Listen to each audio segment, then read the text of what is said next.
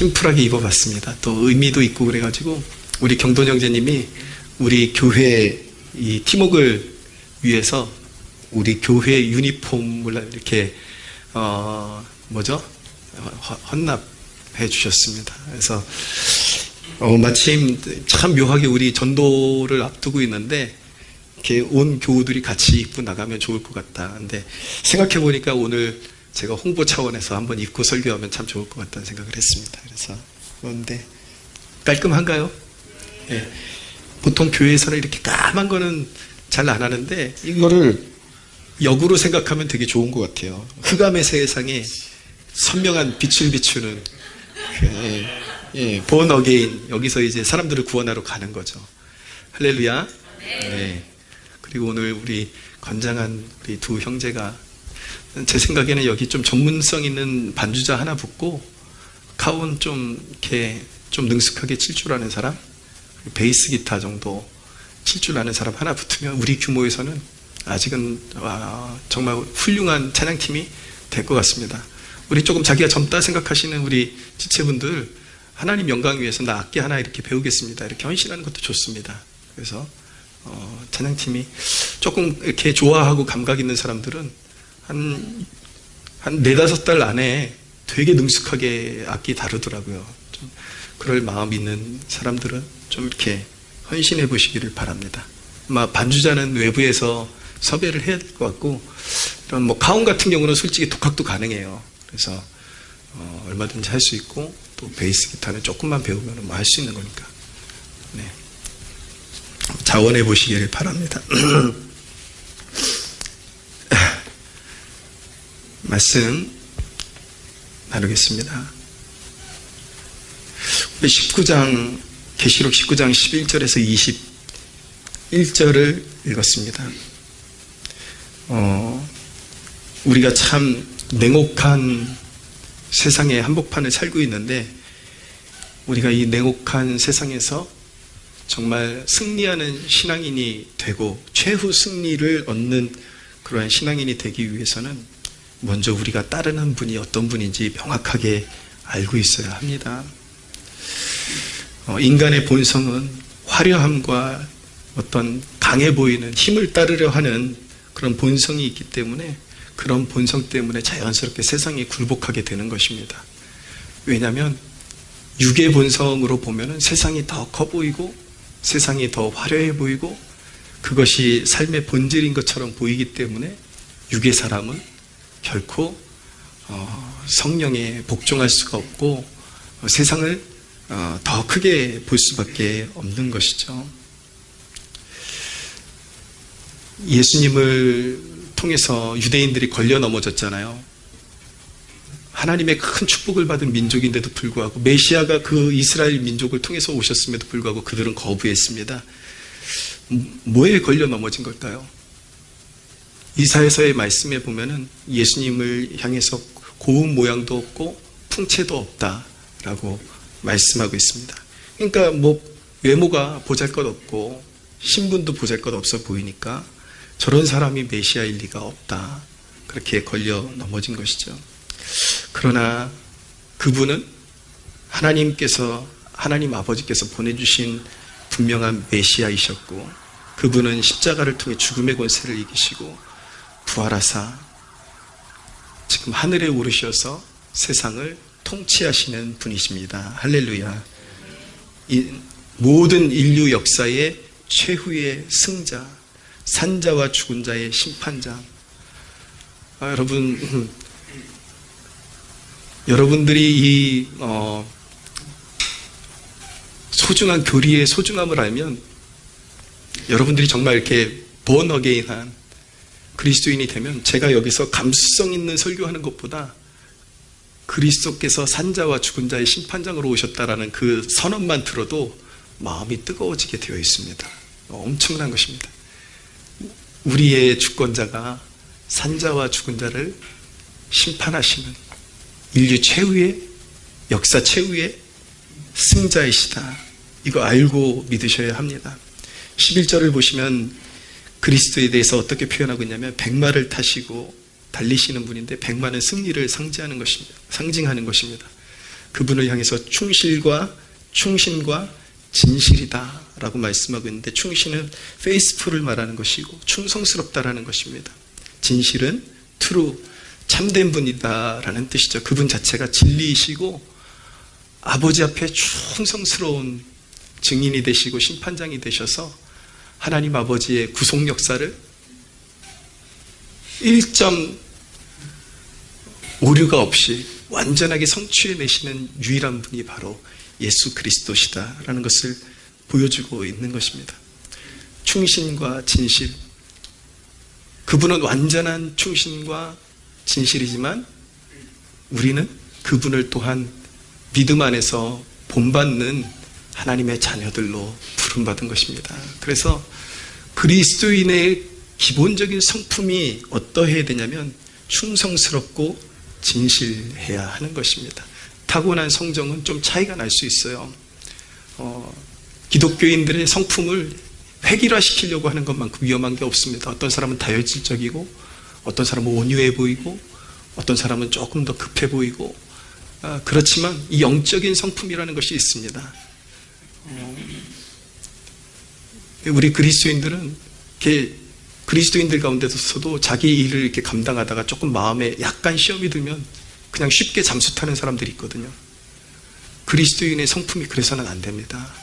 무엇이든지 주님께서 맡겨주신 일이라면 충성스럽게, 진실하게, 그렇게 사회 속에서도 그런 성품으로 일할 때에 세상 사람들도 보고 귀감을 얻고, 아, 저런 사람들이 그리스도인이구나 라는 것을 느낄 수 있게 되는 것이죠.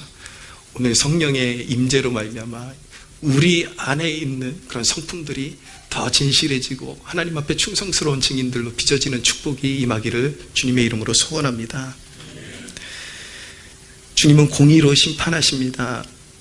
근데 오늘 주님께서 백마 타시고 쫙 이제 군대 대장의 모습으로 나가시는 이런 모습을 보면서, 이 환상을 보면서 주님의 대적들, 하나님 나라의 원수들과 칼싸움 하신다라고 착각하면 안 됩니다. 여러분, 우리 주님은요 칼싸움 하시는 분이 아닙니다.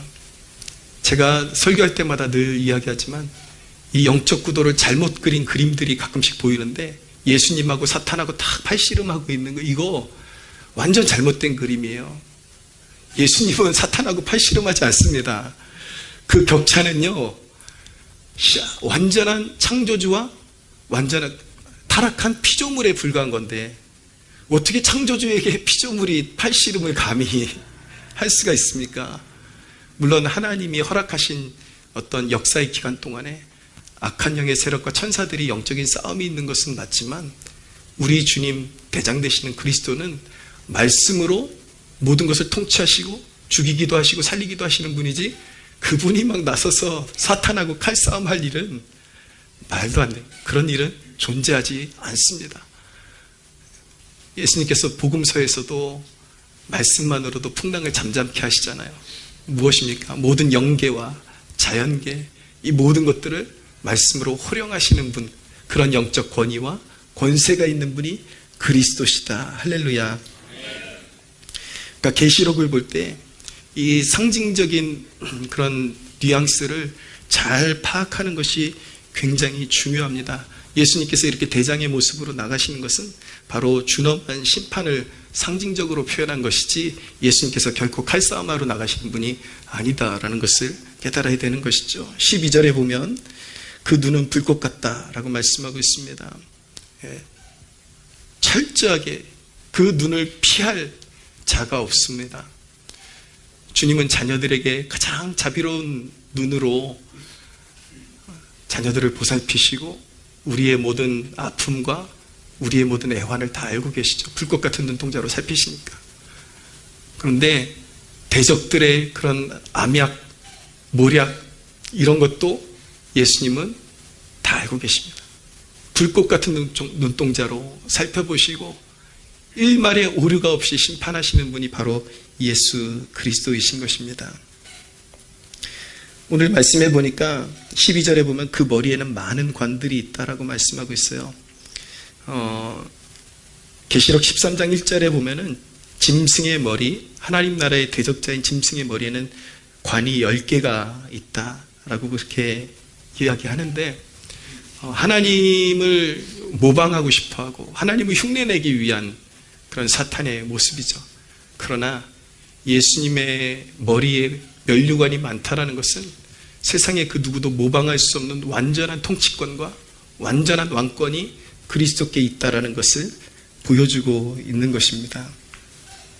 그리고 주님은 자신만이 아는 이름이 쓰인 왕관을 쓰고 계신데, 주님을 사랑하는 자들에게만 주님 자신을 나타내십니다. 그리고 주님이 기뻐하시는 뜻대로 자신을 나타내시죠. 13절을 보면 또 그가 피 뿌린 옷을 입었다라고 말씀하고 있는데, 이 부분에 대해서 좀 해석이 좀 나뉘는 부분이 있습니다. 예수 그리스도가 당연히 어린 양이시니까 피 뿌린 옷을 입었겠지, 십자가에서 흘리신 그 보혈을 상징하는 것이다 라고 그렇게 해석이 되는 경우도 있지만, 오히려 압도적인 해석은 이 부분만큼은 이사야서 63장 2절에 3절을 반영한 말씀이다라고 압도적으로 해석을 합니다. 무슨 말이냐면, 이사야서 63장 2절에 3절에 보면 하나님께서 여호와의 날에, 마지막 날에 진노의 포도주 틀을 밟으시는데, 그 대적자들의 선열이 하나님의 옷에 흠뻑 튀어가지고 하나님의 옷을 더럽힌다라는 대목이 있습니다. 그 피로 흠뻑 젖게 될 것이다. 그래서 지금 이 대목이 예수 그리스도의 공의로운 심판의 대목이기 때문에, 오히려 이 피 뿌린 옷을 입었다라는 이 대목은 보혈을 상징하는 것이 아니라 바로 하나님 나라의 대적자들을 공의롭게 심판하실 때에 보이게 될 그 대적자들의 피가 이 선열이 튄 것을 반영하고 있다, 이렇게 압도적으로 해석을 하기도 합니다. 중요한 것은 하나님의 말씀은, 지금 이렇게 선포되고 있는 하나님의 말씀은 인류의 정확한 심판의 잣대가 될 것입니다. 예수님께서도 마지막 날에 내 말이 너희를 심판할 것이다 라고 그렇게 말씀하셨죠. 14절을 보시면 하늘에 있는 군대들이 희고 깨끗한 세마포 옷을 입고 백마를 타고 그를 따르더라 라고 말씀하고 있습니다. 여기 있는 하늘에 있는 군대, 예수 그리스도를 따르는 하늘에 있는 군대는 천상에 있는 천사들을 포함해서, 그리고 우리 이전에 구원받은 하나님의 백성들을 포함해서, 그리고 지금 믿는 하나님의 백성들을 포함해서 우리 이후에 나타날 믿음의 후손들까지 포함한 내용을 반영하고 있는 것입니다. 이들은 하나님의 군대예요. 그들이 백마를 타고 따른다라고 말씀하고 있습니다. 15절에 보시면 그의 입에서 예리한 검이 나온다 라고 말씀하고 있는데, 이 말씀은 생사 여타를 결정하는 황제의 권위가 예수 그리스도께 있다라는 것을 말씀하고 있는 것입니다. 그분은 철장으로 다스리시는데, 철장이라는 것은 양을 해하는 맹수를 잡는 철 막대기를 말하는 것입니다. 예수님께서는 철 막대기를 가지시고 자신들의 양들을 위해서 싸우시는 목자이시다라는 것을 말씀하고 있는 것입니다. 그분은 맹렬한 진노의 포도주 틀을 밟으실 분이십니다. 그리고 그분의 다리에 어떤 이름이 쓰여 있는데, 그 이름에, 그 쓰인 이름은 만왕의 왕 만주의 주라고 써 있는 분이십니다. 할렐루야. 예, 주와 같은 분이 없습니다. 그리스도와 같은 통치자는 없습니다. 여러분, 이 대목이 미래의 어떤 좀 불투명한 미래에 그리스도께서 갑자기 나타나셔가지고 그냥 심판하신다. 물론 여긴 재림의 그런 배경이 여기에 깔려 있는 것은 사실이지만, 바로 이 말씀은 그리스도께서 이와 같은 모습으로 지금도 다스리고 계시고 앞으로도 다스릴 것이고, 인류의 역사를 이렇게 마지막 심판으로 종지부를 찍으실 산자와 죽은 자의 심판장이 바로 예수 그리스도시라는 것을 보여주고 선언하고 있는 것입니다. 과연 그 말씀은 진실합니다. 디모데전서 5장 24절에 보면 어떤 사람들의 죄는 밝히 드러나고 먼저 심판에 나아가고, 어떤 사람들의 죄는 그 뒤를 따른다라고 말씀하고 있습니다. 앞서거나 뒤서거나 하고 있지만, 그리스도께서는 지금도 불꽃 같은 눈동자로 통치하시고 악인들을 정확하게 심판하고 계시고 앞으로 다가오는 미래에도 그리스도께서는 그분의 명철과 공의로움과 지혜로 반드시 악인들을 멸하실 것입니다. 할렐루야. 다른 말로 표현하면 모든 인류가 그리스도의 심판대 앞에 서게 될 것입니다. 한 사람도 예외 없이 우리 인생의 가장 중요한 것은 무엇인가? 그리스도 앞에 설 때에 심판받는 신분으로 설 것인가? 아니면 구원받는 자녀의 신분으로 설 것인가? 그것을 우리가 이 살아있는 동안에 선택해야 하는 것입니다. 물론 깊은 신학적으로는 하나님의 선택하심이라는 선행이 있지만 근본적으로 모든 죄인에게는 지금 회개하고 돌아오라는 하나님의 요청이 선포되어지고 있는 것입니다. 여러분들의 신앙을 잘 점검하십시오. 마지막 심판날에 이 위험 있는 그리스도께서 여러분들의 심판장으로 앞에 서 계실지 아니면 나를 안아주시는 굿세주로 서 계실지 여러분들의 믿음을 점검하십시오. 반드시 예수 그리스도의 십자가와 부활의 그 능력을 믿는 자는 구원을 얻을 것입니다. 할렐루야. 구원의 기회를 잃으면 심판은 우리가 생각하는 것보다 냉혹하게 다가올 것입니다. 17절에 18절을 보십시오. 또 내가 보니 한 천사가 태양 안에 서서 공중에 나는 모든 새를 향하여 큰 음성을 외쳐 이르되 와서 하나님의 큰 잔치에 모여 왕들의 살과 장군들의 살과 장사들의 살과 말들과 그것을 탄 자들의 살과 자유인들이나 종들이나 작은 자나 큰 자나 모든 자의 살을 먹으라 하더라 라고 말씀하고 있습니다. 마지막 날에 일어날 이 큰 잔치는 구약성경에 보면 여호와의 날이라고 그렇게 표현을 하고 있는데 구약성경에 이 여호와의 날이라는 단어가 14번이 등장합니다. 인류의 마지막 때에 반드시 이 여호와의 큰 날이 임할 것인데 모든 인류가 심판받는 크고 두려운 날이 임할 것을 성경이 말씀하고 있습니다. 근데 오늘 본문에서 우리가 정말 주목해야 될 대목이 무엇이냐면 낮은 자나 높은 자나 직업에 귀천이 없습니다. 세상에 어떤 직분의 직책 높고 낮음의 그런 고하가 없습니다. 그리고 나이의 고하가 없습니다. 하나님 앞에 심판받는 데는 나이의 고하가 없습니다. 어린아이라고 해서 면제가 없습니다. 어린아이건 중년이건 노년이건 생명책에 기록되지 않은 모든 자들은 하나님께서 낱낱이 밝혀내시고 이렇게 너무나도 냉혹한 심판을 맞이하게 될 것이다 라고 말씀하고 있는 것입니다. 여러분, 냉혹한 세상 속에서 많은 유혹이 찾아올 것입니다. 양심의 눈을 가리고 세상 조금 따르면 더 행복해지지 않을까, 그런 유혹이 찾아올 때 여러분들이 마음속에 깊이 각인해야 되는 것은 무엇이냐면 여러분들을 미혹하던 자들이, 세상을 미혹하던 자들이 얼마나 허탄하게 멸망하게 될 것인지를 가슴판에 새기고 마음에 담아 두어야 하는 것입니다. 세상 유혹 따라가고 세상 권세 따라가고 세상에서 추구하는 그런 것들을 따라가면 행복해지고 다 좋을 것 같지만 그런 것들이 얼마나 허상이고 아무것도 아닌지 여러분들 깨달으셔야 돼요. 19절에서 20절을 보십시오. 또 내가 보매 그 짐승과 땅의 임금들과 그들의 군대들이 모여 그 말탄 자와 그의 군대와 더불어 전쟁을 일으키다가 짐승이 잡히고 그 앞에서 표적을 행하던 거짓 선자도 함께 잡혔으니 이는 짐승의 표를 받고 그의 우상에게 경배하던 자들을 표적으로 미혹하던 자라. 이 둘이 산채로 유황불 불붙는 못에 던져진다라고 말씀하고 있습니다. 세상의 모든 권세를 쥐고 모든 것을 줄 것만 같았던 세상 권세, 짐승과 그리고 그 앞에서 표적을 행해서 짐승을 따르게 했던 거짓 선지자, 그리고 그를 추종했던 그런 모든 사람들이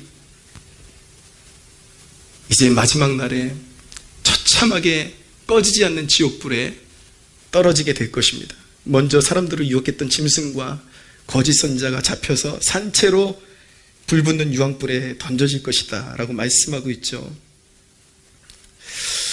여러분, 이들의 세상에서 호령하던 권세에 비해서 이들의 말로가 얼마나 간단하게 너무 허무하게 기록되어 있는지 잘 눈으로 살펴보시기를 바랍니다. 성경은요, 엄청난 사건을 아주 간략하게 요약하곤 하는데 대표적으로 엄청난 사건을 간략하게 요약한 경우가 두 가지가 있습니다. 하나는 십자가 사건입니다. 그리스도의 십자가 사건. 왜 그리스도께서 십자가를 지신 사건이 가장 인류의 위대한 사건임에도 불구하고 간략하게 요약되어 있는가?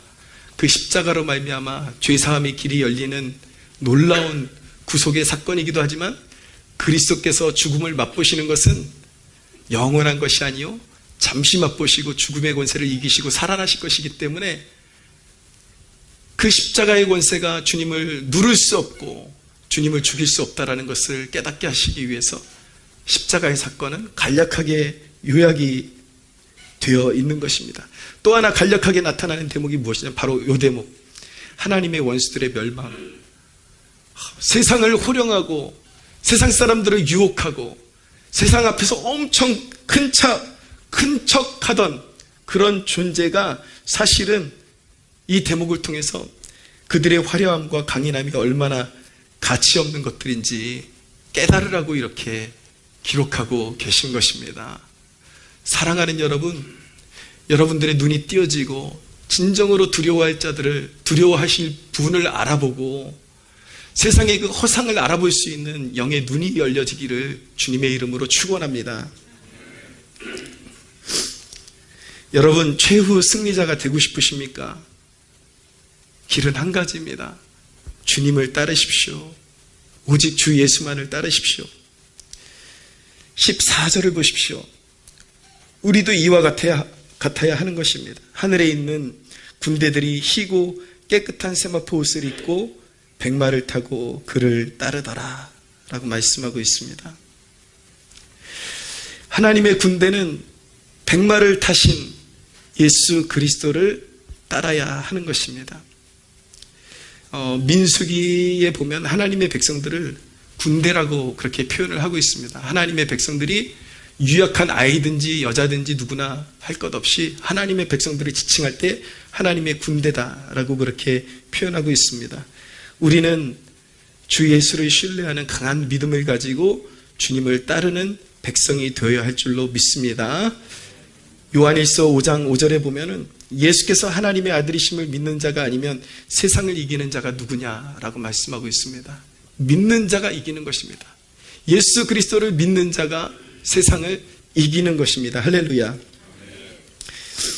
그 믿음을 가지고 예수 그리스도가 나의 왕이시요 나의 주이시요 나의 구원자라는 온전한 믿음을 가지고 우리는 세 가지 권면을 따라야 합니다. 오늘 제가 그 믿음 안에서 그리스도를 믿는 그 믿음 안에서 여러분들이 따라야 할 세 가지 지침을 여러분들에게 말씀드리겠습니다. 첫째는 순결하십시오. 죄와 타협하고 불결하면요 영적인 자유를 잃어버리게 됩니다. 그리스도께서 우리에게 피 흘려 허락하신 영적인 자유가 자꾸 속박되게 됩니다. 그러므로 여러분, 죄를 멀리해야 합니다. 죄를 피하고 생각나는 죄를 회개해야 합니다. 그러나 우리가 회개할 때에 우리를 구속하신 그 사랑으로 말미암아 끊임없이 우리의 죄를 씻어주시고 용납하실 것을 믿는 믿음으로 나아갈 수가 있어야 하는 것입니다. 우리가 회개해야 되지만 반드시 잊지 말아야 되는 것은 무엇이냐면 내가 가지고 있는 의, 내가 회개조차도 내가 회개했으니까 나의 구원에는 이상이 없을 거야. 이런 태도로 나가는 것이 아니라 절대로 나의 의를 의지하지 말고 항상 처음부터 끝까지 우리를 위해 십자가에서 피 흘려주신 예수님의 보혈의 공로를 의지해서 그 공로를 의지하는 백성들의 삶 가운데 주님의 통치가 임하고 주님의 다스리심이 임한다라는 사실을 믿으시기를 바랍니다. 처음부터 끝까지 구원은 믿음에서 믿음으로 이르게 되는 것입니다. 믿음으로 가야 하는 것입니다. 회개해야 되지만 그조차도 회개가 나의 공로가 되는 것이 아니라 나를 구원하신 그 십자가의 공로로 처음부터 끝까지 주님께서 나에게 입혀주신 그 십자가의 의, 완전한 의, 그것을 처음부터 끝까지 붙잡고 나갈 때 우리는 마침내 승리하는 신앙인이 될 수 있는 것입니다. 두 번째로, 세상이 핍박해도 복음을 전하는 주의 백성들이 되십시오. 주님을 따르는 자는 백마를 타신 주님을 따르는 주님의 백성들은 주님의 이름을 부끄러워해서는 안 되는 것입니다. 생각해 보세요, 여러분. 생명의 복음을 부끄러워하는 자가 어찌 세상 앞에서 비굴하지 않을 수가 있겠습니까? 예수의 이름을 전하는 것이 비굴하게 보인다면, 창피하게 생각된다면 그 사람은 반드시 세상을 크게 보는 사람이에요. 그렇기 때문에 세상 앞에서 예수님의 이름을 드러내는 것을 부끄러워하는 것이죠. 주님의 이름을 부끄러워하는 자들은 세상 앞에 비굴하게 살 수밖에 없는 것입니다. 눈에 보이는 대로 큰 게 큰 것이고 화려한 게 화려한 것이고 좋은 게 좋은 것이지, 결코 주님 안에서 만족과 기쁨과 그리고 자부심을 찾으려고 하지를 않는 것입니다. 여러분, 주님을 부끄러워하는 자가 어찌 세상 것을 사랑하지 않을 수 있겠어요? 세상을 사랑하기 때문에 세상 것은 커 보이는 것이고 주님은 작아 보이는 것이죠. 여러분이 세속적인지 아닌지 그것을 판별하는 기준은 여러분들의 표면적인 겸손에 있지 않습니다. 겉으로 드러나는 겸손해 보이는 것, 겉으로 드러나는 온유해 보이는 것, 그런 것에 있는 것이 아니라 여러분들이 정말 세속적인 사람이 아니라 영적인 사람이라는 것은, 그 기준은 예수의 이름이 여러분들의 삶의 제일의 가치인가, 그것만이 중요한 것입니다. 오직 예수님의 이름이 내 삶의 제일의 가치가 있고 가장 드러내고 싶고 가장 자랑하고 싶은 그 이름이라는 것을 날마다 믿음으로 선포하고, 그렇게 삶을 한 걸음 한 걸음 발을 내디디면서 그 이름을 선포하는 백성만이 바로 하나님의 나라에 합당한 군사와 같은 백성이라는 것을 꼭 기억하시기를 바랍니다. 할렐루야. 사람 앞에서 누구든지 주님의 이름을 모르는 체하고 부끄러워하면 주님께서도 말씀하셨습니다. 천사들과 함께 이 땅에 임하실 때에 천사들과 아버지 앞에서 나도 그 이름을 부끄러워할 것이다 라고 말씀하셨습니다. 그러나 사람들 앞에서 주님의 이름을 부끄러워하지 않는 백성들에 대해서는 주님께서 이 땅에 오실 때 천사들과 아버지 앞에서 나도 그들의 이름을 시인할 것이다 라고 말씀해 주셨습니다. 사랑하는 여러분, 인간적인 마음으로는 저는 알고 있습니다.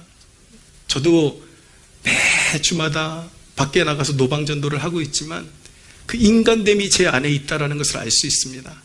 제가 지금 거의 20년 가까이 쉬지 않고 밖에 나가서 전도를 하고 있는데, 그런 저의 마음 가운데 어떤 부끄러운 마음, 어떤 좀 약간 창피한 마음, 이만큼도 없을까요? 그렇지 않아요. 지금도 나가기 전에는 항상 마음이 위축되고 무언가 두려운 마음이 저를 이렇게 사로잡고 오는 것을 저는 느낄 때가 참 많습니다. 그럼에도 불구하고 우리는 성령을 따르는 자들입니다. 내 육신은 거부하고 싶고 내 육신은 뭔가 부끄러워하는 마음이 있다 할지라도 나는 그 육신을 따라가는 존재가 아니라 성령을 따라가는 존재라는 것을 스스로에게 선포하고, 그리스도가 왕이시여, 저는 영으로 알고 있거든요. 최후의 승자는 그리스도시다. 이분의 이름을 부끄러워할 수 없다. 할렐루야. 그 믿음을 앞세워서 나가는 것이지, 저에게도 뭐 완전히 부끄러움이 없고 어떤 창피함이 없고 그런 것은 아닙니다. 그러나 우리는 성령을 따라서 우리는 우리의 육신된 마음을 이기고 담대히 나아가서 주님의 이름을 담대히 선포할 수 있는 주님의 자녀들임을 믿으시기를 바랍니다. 세 번째로, 모든 일에 주님을 높이고 의지하십시오. 제 5월 28일 날 우리 그 직분자들을 세우는 임직 예배를 드리게 되는데, 이왕이면 좀 특별한 특순이 있었으면 좋겠다 싶어서 그날 우리 반주하는 우리 영원자매에게 영혼아, 그날 좀 특순을 하나 해주면 그 자리가 더 아름다울 것 같다. 그렇게 좀 권면을 했어요. 그랬더니 이 친구가 동서사방을 알아보다가 원래 우리 교회에 이렇게 뭐 행사 있을 때마다 같이 오던 친구가, 유학을 갔던 친구가 있는데 돌아왔어요. 잠깐 들어왔는데 그 친구랑 이제 오려고 그러니까 그 친구 스케줄이 맞지를 않아서 우연히 어떤 믿는 지체들 모임에 갔는데 한 자매를 만났는데 그 자매와 약속이 돼가지고 5월 28일 날 우리 교회에 와서 특수를 해주겠다고 그렇게 자랑을 하는데, 이 영원 자매가 저에게 카톡을 하나 보내줬어요. 그날 같이 오는 자매가 누구인지 저한테 좀 미리 알려주고 싶어가지고 카톡을 보내줬는데, 알고 보니까 기독교 방송에서 이미 간증을 통해서 많은 사람들이 은혜를 받았던 자매더라고요. 이 바이올린을 전공한 자매인데 김지선 자매라고, 이 자매 어떤 자매인가 저도 오기 전에 좀 알고 싶어갖고 그 출연했던 방송을 좀 봤습니다. 봤더니 이 자매가 시각장애인이에요. 두 눈이 전혀 보이지를 않습니다. 태어날 때부터 자기가 초등학교 5학년 때까지는 안 보이는 게 뭐야? 라고 물어볼 정도로 그냥 안 보이는 게 너무 친숙하고, 당연히 사람은 태어나면 아무것도 안 보이는 게 정상인 줄 알고 살았더래요. 근데 바이올린을 이 자매가 배우고 중학교 때, 아마 제 기억으로는 중학교 때 어떤 예배를 통해서 주님을 깊게 만나는 체험을 했습니다. 그것도 설교를 듣다가 그런 체험을 한 것이 아니라 찬양의 가사를 듣는데, 참 성령님이 역사하시면 희한해요. 전혀 그런 가사가 아닌 것 같은데 그것을 구속사적으로 이렇게 느끼게 해주시는 그런 권능이 주님께 있는데, 이 땅에 섬기러 오신 예수님에 관한 그런 찬양이었는데, 낮아지시고 섬겨주신 예수님에 대한 찬양을 듣는데, 하나님의 아들이 나를 위해서 이 땅에 오셔서 저렇게 섬겨주시고 피 흘려주셨는데 내가 주님을 섬기지 않으면, 믿지 않으면 큰 화가 있겠구나라는 그런 종말론적인 깨달음이 오다라는 거예요. 그래서 내가 주님을 모셔야 되고 믿어야 되는구나. 그래서 그때 인격적으로 주님을 만나고 주님을 영접하게 된 그런 시즌이 있었다고 합니다. 근데 어려서부터 이 시각장애인으로 이제 바이올린을 했는데, 어느 날 미국의 카네기홀에서 연주회가 있다 그래서 지원하고 싶은 사람 지원하라 그랬는데, 자기는 그게 경쟁하는 대회인 줄 모르고 그냥 가서 이렇게 약간 그 자기 순서 맡아서 그냥 특별 순서 하나씩 이렇게 해주는 건 줄 알고 지원을 했는데, 알고 보니까 그게 이제 경쟁하는 시합이었다라는 것이죠. 콩쿨 같은. 카네기홀을 갔는데 거기서 대상을 받게 된 것입니다, 이 자매가. 그래서 그 콩쿨에, 카네기홀의 콩쿨에 또 미국에서 유명한 악단을 이렇게 악장을 하시는 분이 이 지선자매를 눈여겨보고 넌 아깝다. 너는 한국에서 공부하지 말고 이 맨하탄 음대가 유명하다 그러더라고요. 내가 이제 자기가 다 이제 그 서류나 이런 것들을 다 도와줄 테니까 맨하탄 음대로 오라고. 그래서 자기는 유학이라고는 꿈꿔본 적도 없는데 갑자기 막 몰려가면서 맨하탄 음대에 그 지원서를 냈는데 한번 와서 실기시험 보라고 연락이 왔다는 거예요. 가는데 연주를 하는데 교수들이 너무 뻔한 곡들을 연주를 했는데 그렇게 감동을 받으면서 계속 이게 탄성을 계속 바라더라는 것입니다. 그러면서 교수분들이 하시는 말씀이 똑같은 곡인데, 지선아, 너의 곡은 이상하게 달라. 느낌이 달라. 그러더라는 거예요. 근데 이 자매가 하는 고백이 무엇이냐면, 그 시험이잖아요. 시험을 보려고 연주를 하는데 희한하게 하나님의 임재가 느껴지더라는 것입니다. 근데 그걸 표현을 못하는 거지. 사람들이 하나님의 임재가 이 자매를 붙들고 있으니까 사람들이 특별한 것을 이 자매의 연주에서 느낄 수가 있었던 거예요. 이 자매가 고백하는 것은 무엇이냐면, 기능적으로 말하면, 기능적으로 따지자면 자기보다 뛰어난 사람들이 너무 많을 거라는 거죠. 그 세계가 무한 경쟁의 세계인데 너무 기능적으로 더 뛰어난 사람이 많을 텐데 본인이 그렇게 쓰임받을 수 있는 것은 무엇이냐면 자기의 연주에 하나님의 임재가 함께 하시는 그 역사 때문에 사람들이 그 연주를 찾고 거기서 감동을 받고 그렇게 감화가 된다라는 것이죠. 저는 그래서 이 자매가 이렇게 연주하는데 저도 들어보는데 그렇게 감동이 돼요. 제가 그런 류의 음악을 좋아하지 않는데 뭔가 이렇게 밀려 들어오는 그런 감동을 느낄 수가 있었습니다.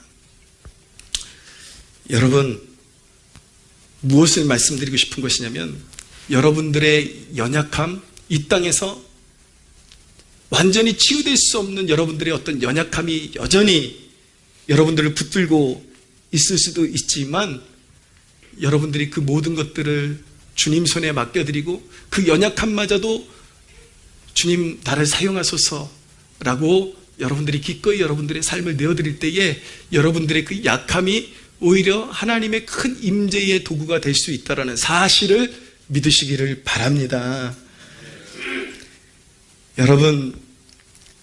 여러분들의 약함이 여전히 여러분들을 붙들고 있을 수 있지만은 그러나 주님이 임재하실 때에 주님께서 그 임재로 말미암아 참소자들을 부끄럽게 하시고 약한 자들을 붙드시는 그분의 손의 위대함을 나타내실 것입니다.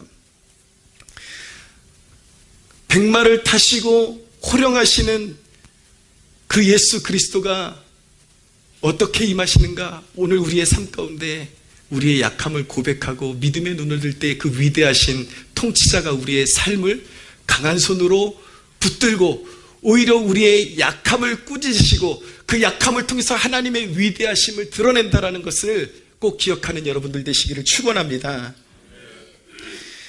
여러분, 옛 유대인들은 겉모습으로 만왕의 왕을 거부했다라고 말씀드렸잖아요. 지금도 그렇습니다. 왜 사람들이 주님을 따르지 않는가?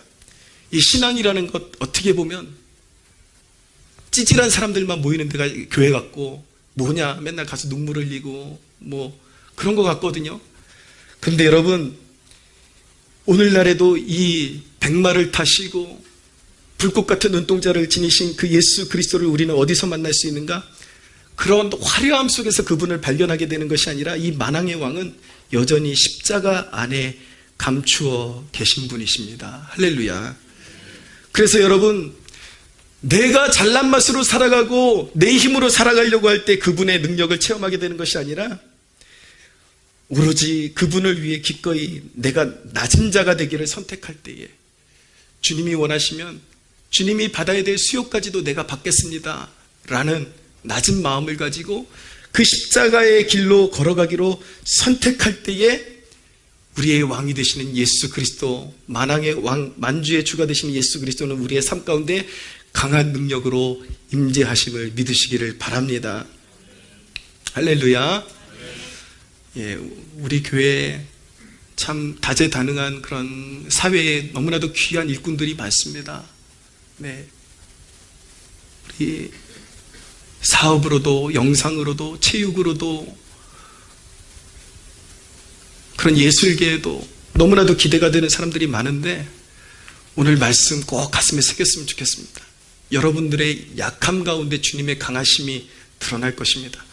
항상 세상의 방식을 추구하지 말고 주님과 함께 십자가 지고 주님을 따르는 길을 기뻐할 수 있는 여러분들 되시기를 축복합니다. 여러분, 예수님을 따르는 군사 중에 지구상에 존재했던 주님의 군사 중에 죽음 앞에서조차 그 대장의 이름에 불명예를 안겨준 병사는 없었습니다. 저는 늘 기도하는 게 여러분, 우리의 기도는 그러해야 합니다. 세상에 그 어떤 것을 가장 소중한 기도 제목으로 삼는 것이 아니라 우리가 진정으로 주님의 군사들인데 주님, 저의 죽음까지도 주님의 영광을 위한 것이 되기를 소원합니다. 죽음 앞에서도 굴하지 않고 제가 믿음을 지켜서 주님 앞에 영광 올려드릴 수 있도록 도와주십시오. 저희 끊임없이 드리는 기도 제목입니다.